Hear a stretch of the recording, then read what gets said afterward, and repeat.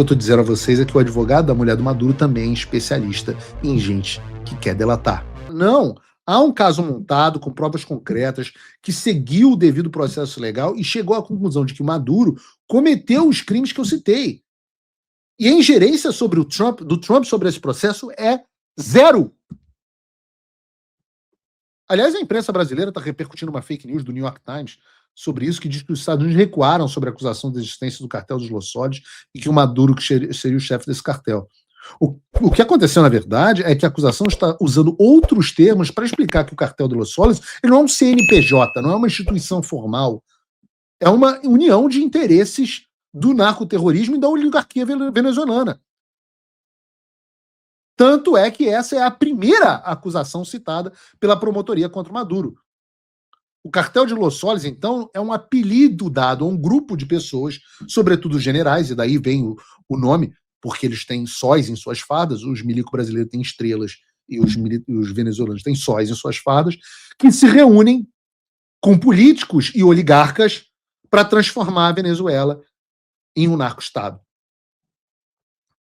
Esse é o caso jurídico montado contra o Maduro, a esposa dele e os demais, o filho dele, os demais integrantes do cartel de Los Soles. E é um caso muito robusto.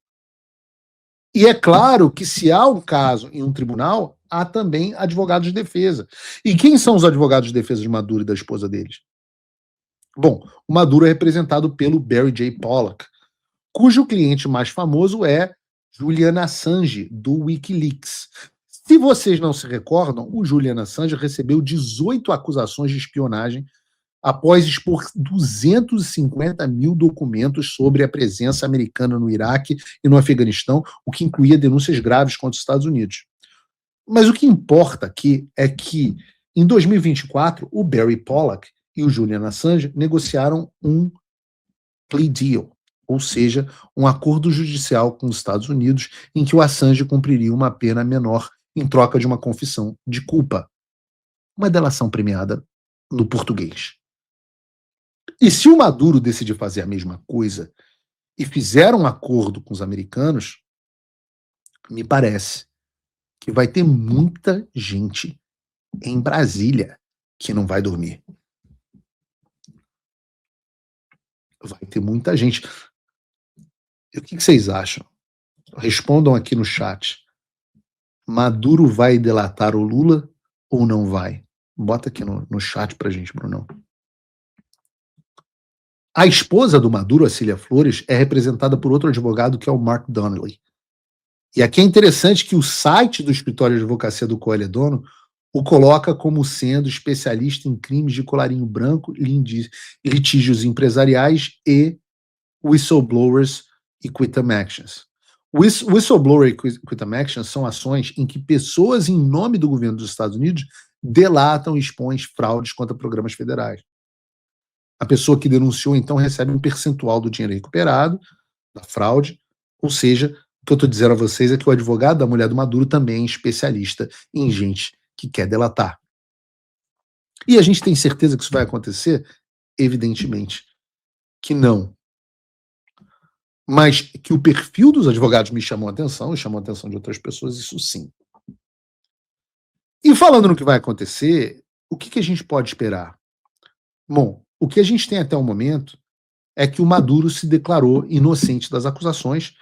Ele foi até momento aqui de dizer que o Maduro foi melhor que o Bolsonaro, porque ele enfrentou, disse que era inocente das acusações, que ele e sua esposa foram sequestrados, ou seja, criticou a legalidade da operação, não chamou o juiz para ser vice dele, e invocou, eu não vou nem, hoje não é nem dia de criticar o presidente Bolsonaro, porque já passamos sobre isso e, hoje é só dia de só desejar recuperação plena a ele. Mas o ponto aqui é elogiar a postura do Maduro no sentido de combativa. Porque ele também os advogados invocaram a imunidade sob direito internacional por ele se dizer chefe de Estado, o que o protegeria da perseguição penal e anularia o caso contra ele. O argumento dos Estados Unidos, por outro lado, é que, como eu falei, ele não era mais chefe do Estado da Venezuela, pelo menos desde 2018, já que ele não foi reconhecido não só pelos Estados Unidos, onde ele está sendo julgado, mas por diversos outros países. E a tese de que o Maduro seria chefe de Estado, então, é muito difícil de prosperar no tribunal. E eu acho que a gente tem um julgamento histórico pela frente, né? Certamente é um julgamento que vai demorar mais de um ano. Existe também a expectativa da nossa parte de todos nós, né? Eu acho que vocês deixaram claro no chat, que todo o esquema de interesse da Venezuela seja, quem sabe, revelado ao público. Seja por delações, como eu já falei, ou então pelas próprias investigações, que não são do Trump, são independentes.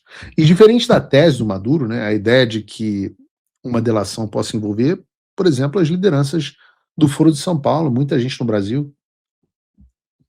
Isso eu acho que pode acontecer. Veja, a gente tem o caso do financiamento do BNDES, a obra da Andrade Gutierrez no estaleiro de Achalba, na Venezuela, que acabou sendo arquivado pelo TCU. A gente tem caso do João Santana e da Mônica Moura, marqueteiros do PT que receberam de maneira ilegal 11 milhões de dólares do Nicolás Maduro depois de fazerem campanha nas eleições venezuelanas. Sabe-se lá quanto esse dinheiro financiou também as eleições do PT.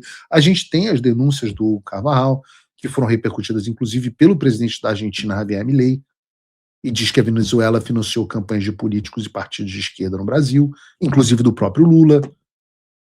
E se esses caras decidirem falar, olha, tem muita coisa para a gente descobrir. Eu acho que essa é uma das grandes oportunidades que a gente tem nesse caso. Se vai acontecer ou não, ninguém tem como afirmar, mas a possibilidade existe e é real. E para fechar essa parte sobre o caso em si, ainda tem o fato de que o caso está ocorrendo em uma corte em Nova York, que além de ser um estado completamente dominado pela esquerda e que elege promotores esquerdistas, etc., também tem uma elite financeira muito influente. Então eu tenho curiosidade de ver como é que a coisa vai se desenrolar. Não dá para falar nem que o Maduro vai ser condenado, nem que ele não será. O que dá para fazer é analisar os cenários que estão sendo postos, e é isso que eu busquei fazer aqui, estou buscando fazer isso no programa de hoje.